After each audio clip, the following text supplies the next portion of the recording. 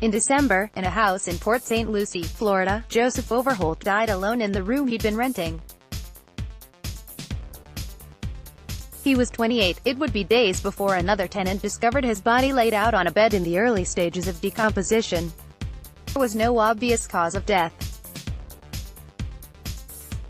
Overholt was obese, and a medical examiner determined he had excess fluid in his lungs, a condition frequently seen in cases of drug overdose or heart failure.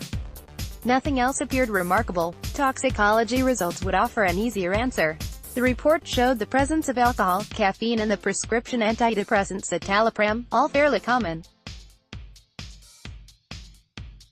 The final substance listed was mitragynine, a psychoactive alkaloid in the popular herbal supplement Kratom that is naturally responsible for some of the plant's opioid-like effects. A screen for fentanyl, a synthetic opioid many times more powerful than heroin, would come back inconclusive, due to interfering substances present in specimen. 5 unknown brown pills were in Overholt's bathroom, according to a police officer at the scene. That description would be consistent with the Kratom product, but the medical examiner did not respond to questions about whether his office had the pills tested, or whether he could say for certain that Overholt had taken any of the pills before his death. In January, more than 45 days after Overholt's death, an assistant medical examiner concluded that he'd overdosed on Kratom. The cause of death, mitragynine toxicity, an excerpt from Joseph Overholt's autopsy, which determined that the 28-year-old died of a Kratom overdose. Dr. Roger Middleman, the chief medical examiner for Port St. Lucie and the surrounding area, would later say that Overholt was part of a concerning trend. In a story published last month in the Treasure Coast newspapers, he said his office has seen at least 17 Kratom-involved deaths since 2017. Middleman said it was proof that Kratom is another thing we don't need. Reports of various Kratom-related deaths have fueled a hotly contested narrative about the deadly risks associated with the botanical drug. A medical examiner in Michigan also issued a warning in recent weeks, citing a rising number of deaths in the area supposedly linked to Kratom. And just Tuesday, a news report out of Colorado claimed that Kratom had killed another man. Kratom is made from the dried leaves of the Mitragyna speciosa tree, a member of the coffee family native to Southeast Asia, where the plant has been used for centuries. Currently sold in the U.S. as an unregulated herbal supplement, except in the 6 states and handful of cities that have banned it. Kratom is typically taken as a powder that can be packed into capsules or brewed into a tea. Other products, including extracts and adulterated products, have popped up, sometimes sold in smoke shops where they've been marketed as a legal high or pick-me-up. Mitragynine has opioid-like effects, and consumers often tout Kratom as a mood enhancer or for its stimulant or sedative qualities, which vary depending on dose. In recent years, Kratom has also grown in popularity as a step-down treatment off of other opioids, as well as a natural alternative to certain prescription medications.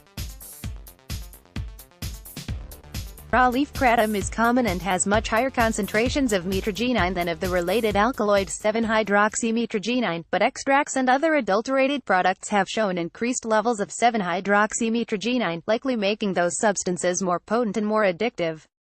Amid the recent coverage of deaths supposedly related to Kratom, the U.S.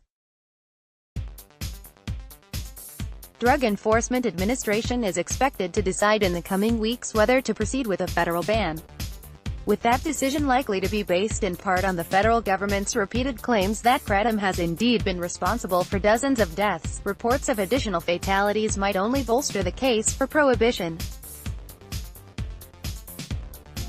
But the government's data has previously failed to make a compelling argument that Kratom actually kills people, and the new cases don't offer much support.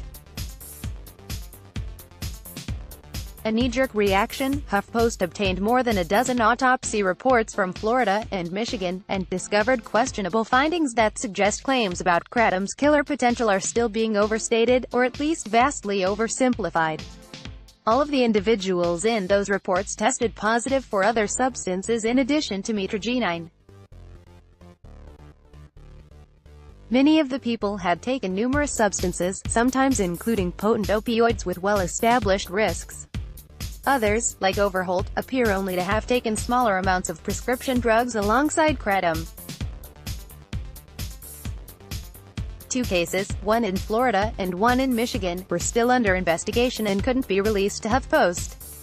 The presence of other substances in these Kratom-related death cases has been a major point of contention for the plant's supporters, who tout it as a largely benign substance and a potential treatment for a variety of conditions ranging from chronic pain to anxiety, depression and opioid dependence.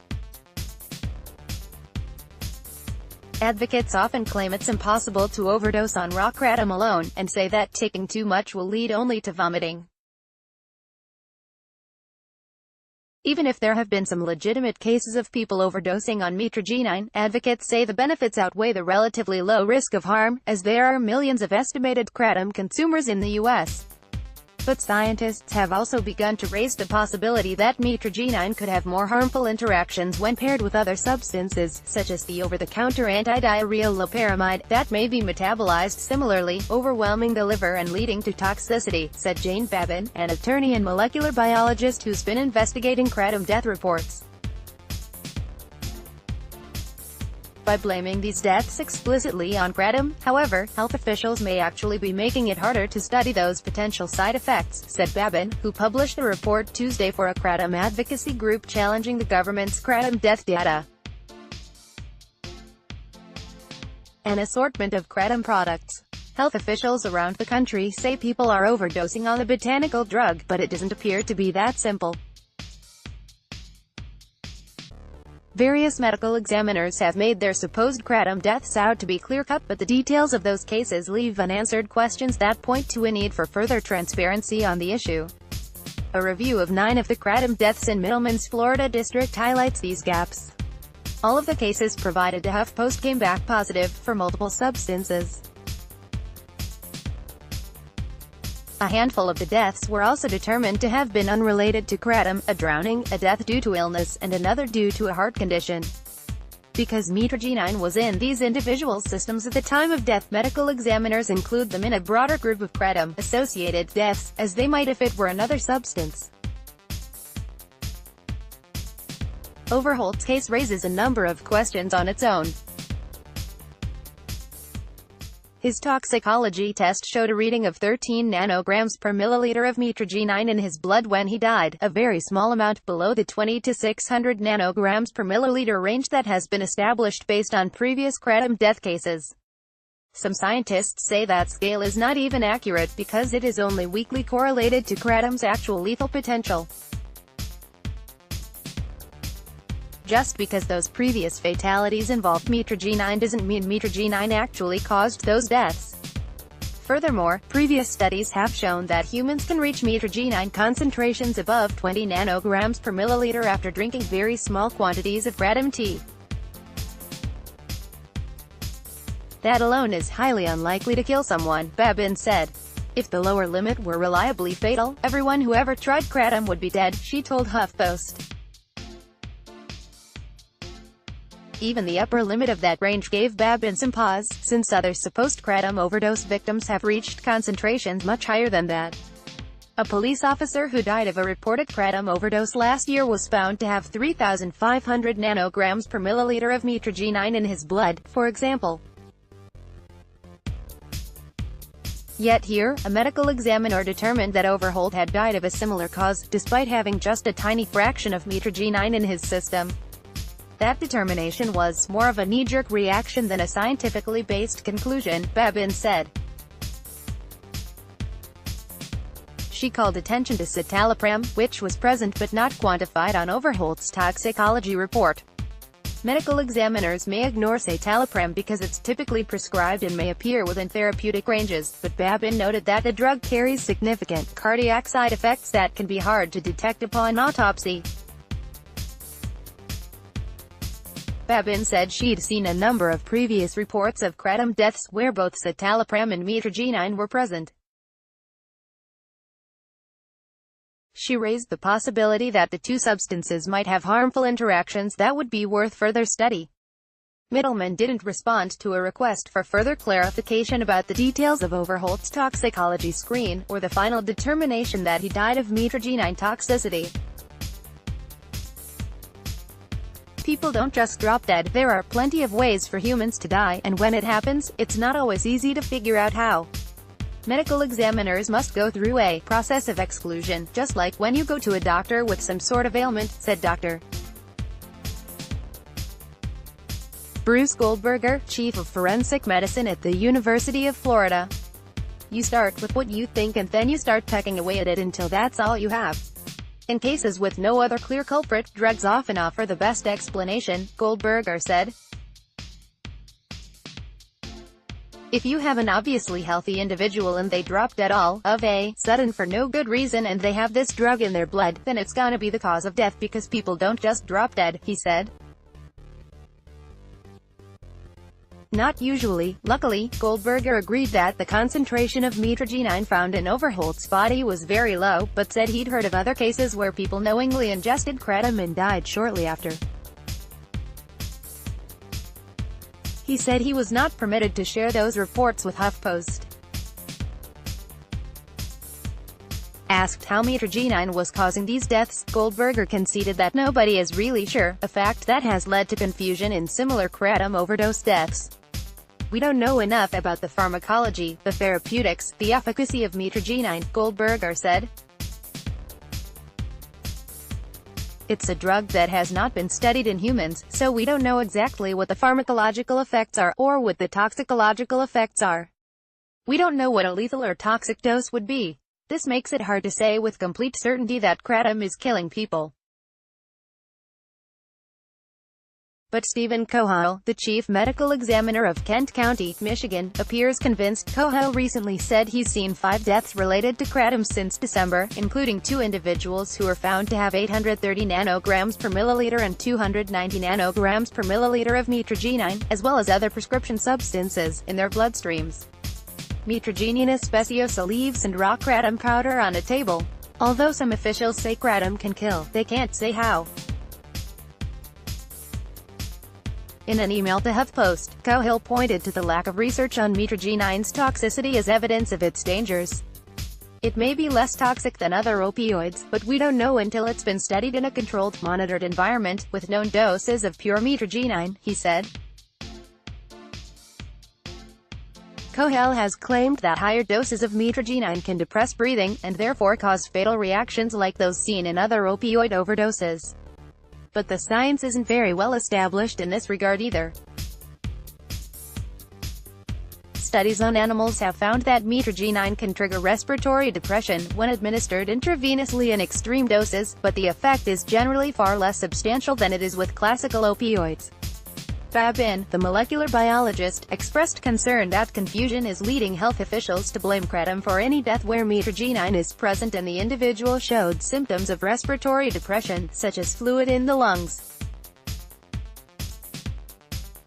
She said the trend could be feeding an inaccurate, self-perpetuating narrative about kratom's supposed deadly harm, while also leading medical examiners to miss other potential causes of death. The more reports like this that they all see, the more entrenched the wrong idea becomes, she said. Babin admitted that more research is needed to better understand the effects of kratom on humans, and said a federal ban would only further discourage it. She also argued that doctors might be too quick to dismiss the contributions of prescription drugs and their possible interactions with other substances, including kratom. Goldberger, the University of Florida pathologist, the takeaway is less ambiguous. I know there's a lot of fuzziness about this drug, whether it's safe or not and whether there's potential therapeutic use of it or not, he said. But if you consume too much of it, you will die. A worker pours finely ground kratom leaves into a machine to be processed into powder at a facility in Kapuas Hulu, West Kalimantan, Indonesia. Most raw kratom comes to the U.S. from Southeast Asia. To ban or not to ban? In November, the U.S. Food and Drug Administration threw its support behind a previously stalled plan to ban kratom by placing mitragynine and 7-hydroxymitragynine into Schedule 1. Other Schedule 1 drugs include heroin and synthetic opioids, which together are responsible for tens of thousands of overdose deaths every year. In subsequent warnings, the FDA has claimed Kratom has been associated with serious side effects including respiratory depression, seizures, liver damage and withdrawal symptoms. The agency has also noted that there are no officially approved medical uses for Kratom, which it has called an opioid with significant potential for abuse, addiction, and serious health consequences, including death. Mitragynine does activate opioid receptors, but researchers have argued that it would be more accurate to label it an atypical opioid, because the alkaloid's biological activity differs substantially from that of other common opioids. The FDA's cautious approach to Kratom may make some sense considering the agency's public health mandate. While there may not be much evidence to prove that Kratom is as harmful as opponents have made it out to be, the botanical herb also hasn't been through the sort of rigorous testing that is required of FDA-approved drugs. In the FDA's more conservative outlook, an outright ban may be the policy most likely to do no harm. Still, advocates say the FDA and other health officials have failed to take into account the potential negative effects of prohibition, especially on people who take Kratom to improve their quality of life. There are certainly some recreational Kratom users, but many members of the vocal online Kratom community say they suffer from severe medical conditions that they've been unable to treat effectively with prescription drugs alone. Others have struggled with addiction or other negative side effects stemming from prescription drugs for chronic pain or other ailments. With Kratom, they say, they've found something that works for them. If it's banned, many consumers say they'll be forced back onto ineffective or problematic medications, or back to potentially deadly opioids. By focusing on reports of deaths that conflict with what we do know about mitragynine, health officials are unfairly fueling a drug scare over Kratom, said Mac Haddo, legislative director of the American Kratom Association, a nonprofit lobbying organization. Haddo acknowledged it's possible for deaths to occur when people take adulterated Kratom products. The FDA has previously included in its list of Kratom deaths a set of 9 fatalities that took place in Sweden in 2010. Those deaths were related to a Kratom-based product that contained a dangerous synthetic opioid additive. But that's not what appears to have happened in the most recent cases, according to Haddo. We absolutely contest the generalizations being offered by local officials where they cannot tell what dose of Kratom will kill you, they are just sure it will, he said. In Babin's report Tuesday, commissioned by the AKA, she accused the FDA of pushing junk science and misinformation that has led to a completely unjustified bias against Kratom among law enforcement officers, coroners, medical examiners, and state prosecuting attorneys groups. Babin added that there is no credible scientific evidence showing that Kratom produces the deadly effects of classic opioids. Rather than ban Kratom, the AKA and other Kratom groups are calling for the FDA to exercise its authority to target adulterated products that contain concentrated additives meant to enhance the effect of the alkaloids within Kratom. Haddo suggested the FDA could follow the course of action it took earlier this year when it announced a crackdown on highly concentrated caffeine products sold as dietary supplements. Some Kratom sellers have spiked their products with substances like morphine or fen-phen, a controversial drug combination sometimes used to treat obesity, Haddo said. He believes this is a legitimate concern, unlike raw Kratom itself. The FDA's not doing anything right now, Haddo said.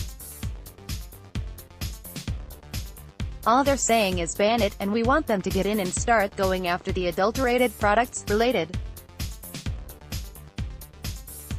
Kratom users in states that ban it discuss how prohibition has made life worse. Kratom advocates take their fight to D.C. As potential federal ban looms, lawmakers push back against the latest flimsy campaign to crack down on Kratom. Need help with substance abuse or mental health issues? In the U.S., call 800-662-HELP 4357 for the SAMHSA National Helpline. Download. Do you have information you want to share with HuffPost? Here's how.